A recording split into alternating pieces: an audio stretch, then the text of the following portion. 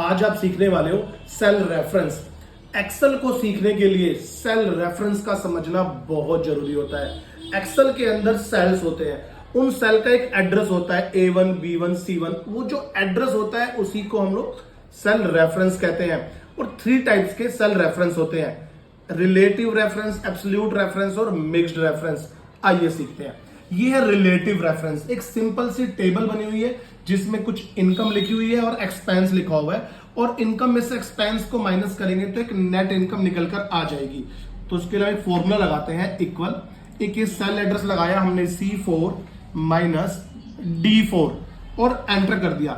जो ये C4 minus D4 का हमने फॉर्मूला लगाया है, जब इसको नीचे ड्रैग करेंगे तो ये रेफरेंस ऑटोमेटिक चेंज हो जाता है। देखिए C6 D6 हो गया, C7 D7 हो गया।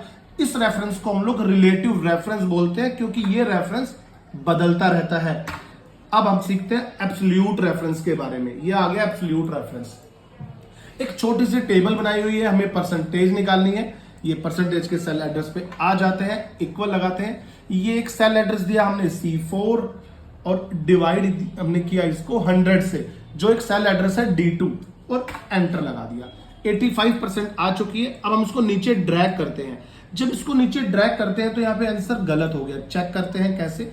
जब हम इसको चेक किया तो यहाँ पर D2 की जगह D3 आ गया है। ओके, फिर नीचे हम इसको चेक करते हैं तो ये रेफरेंस भी चेंज हो रहा है और यहाँ से भी रेफरेंस चेंज हो रहा है, क्योंकि ये जो रेफरेंस लगा हुआ रिलेटिव लगा हुआ है। पर यहाँ पर हमें एब्सोल्यूट रेफरेंस लगाना है।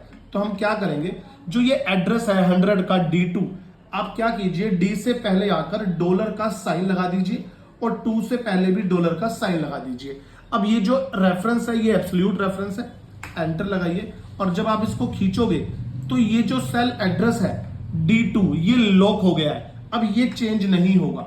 जब हमें कोई रेफरेंस लॉक करना होता है तो हम लोग डॉलर लगा देते हैं और वो वहां पर लॉक हो जाता है और हमारा आंसर आ गया। ये एक एब्सोल्यूट रेफरेंस है। अब हम सीखते हैं मिक्स्ड रेफरेंस। एक छोटी सी हमने मल्टीप्लिकेशन टेबल बनाई हुई है, इक्वल, यहां पर एक सेल है B5 मल्टीप्लाई किया 10 और एंटर लगा दिया। जब हम इसको नीचे की तरफ ड्रैग करेंगे ना, Ctrl+Z, नीचे की तरफ हमने ड्रैग किया तो यहाँ पे आंसर गलत हो जाएगा। जैसे चेक कीजिए, यहां से ये चेंज हो रहा है और हमने 10 का रेफरेंस दिया था और यहाँ पे ये 60 का आ गया है। लेकिन हमें ऐसा नहीं करना है। हम क्या करेंगे, जो ये 10 का रेफरेंस है C4, जो नीचे जब इसको ड्रैग करेंगे तो C तो इसमें कॉमन रहेगा, जो 4 है आप उसके आगे डॉलर लगाकर इसको फिक्स कीजिए। तो हमने केवल एक रो को फिक्स किया है। एंटर लगाइए और जब उसको खींचेंगे तो यहां पर इसका आंसर आ जाएगा।